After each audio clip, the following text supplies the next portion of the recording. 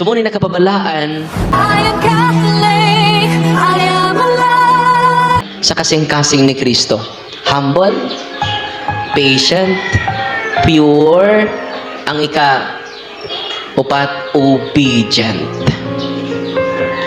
Obedience is greater than sacrifice. Obedience is better than sacrifice. Tanan mo mga sakripisyo, tanan ninyo mga maayong buhat, useless kung why obedience. Kiba mo sa curse sa mga asawa? Ba mo kibaw? Nay curse ang yawa sa mga asawa. Kiba mo? Wala. Kung mo dominate na kasi mong bana, curse na sa yawa. Hoy.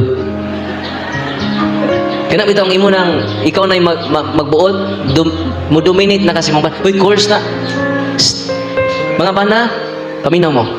Karon pagtanaw na mong ubi, pakana inyong asawag ubi. Aron mahimong obedience. So unsaon pag-break sa curse? Kinaman ni, tinuod man ni. Curse man ni sa yawa sa mga asawa. Unsa man pag-break sa curse, manamingon sa San Pedro, mga asawa paminaw mo, kinahanglan mo submit mo sa inyong bana. Unsa?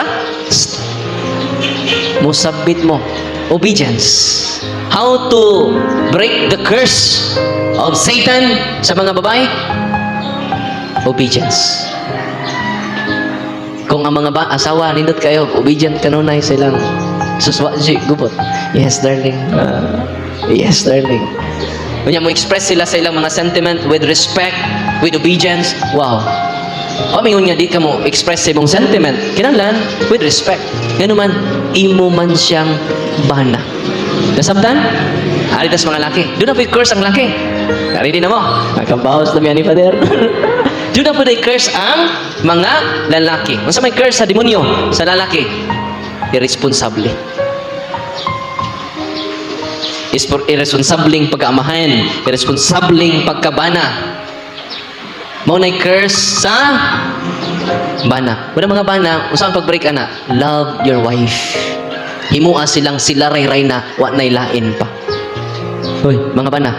Sila ra jud higugma, bahala nagluod. Agwanta ra jud. Ato kas mga putik paa. Awa ka impierno man. Mga bana, ayaw na jud. Kat bahala nagluod. Love your wife. Ug maunay dako kaayo nga obligasyon aron ma-break ang curse sa yawa nga pagka-irresponsable mo ni curse sa mga lalaki apil yung mga pari. Way mamisik ani. Unsaon man nato? Love your wife. Kami mga pari po, love the church. Aron ma-break ang curse sa pagka-irresponsable.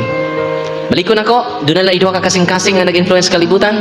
Sacred Heart of Jesus. Ikaduha, Hatred Heart of Satan. Kung ang imong kasing-kasing karon, puno pas maoy, puno pas pagdumot, puno pas kahiubos, you are influenced by the hatred heart of Satan. Bantay lang mo. No, kung ako na po'y makapabor, pantay lang mo. Manimawos ko, you are influenced by the hatred heart of Satan. Pero ang imong maoy, gipulihan na nimong kaluoy. Ang imong kahiubos, gipulihan na nimong pagpaubos. Ang imong pagdumot, gipulihan na nimong pagsabot.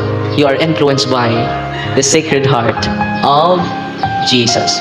Di ba ni kini? Kung bugat pa imong dughan, daghan pa kang gidumtan. Ano sa to? Kung bugat pa ang imong dughan, daghan pa kang gidumtan. Apan kung ang imong kasing-kasing gaan, daghan na kang sala, gikalimtan. Asay ganahan nyo, bugat gaan. Unsa to? Bugat gaan. Bantay bitaw mo. Kung bugat pa imong dughan, daghan pa kang gidumtan. Apan kung imong kasing-kasing gaan, daghan na kang sala, gikalimtan.